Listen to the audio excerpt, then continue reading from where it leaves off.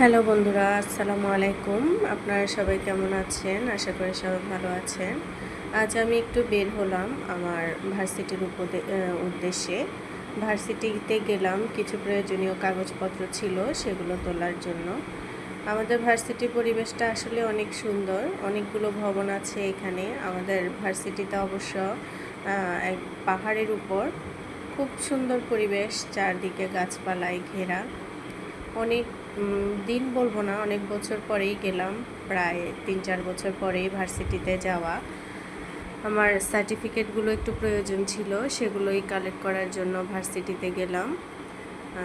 এটা হচ্ছে আমাদের ম্যাথমেটিক্সের ভবন। উপরের তলায় হচ্ছে আমাদের ম্যাথমেটিক্সের ভবন, নিচে আরও দুটো ভবন আছে, সেগুলো অন্য ডিপার্টমেন্টের।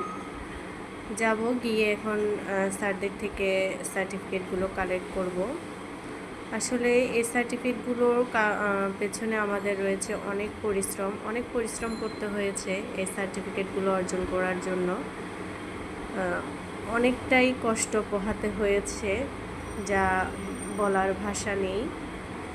তারপর এই যে আজকে এই সার্টিফিকেটগুলো হাতে পাবো, অনেক ভালো লাগতেছে।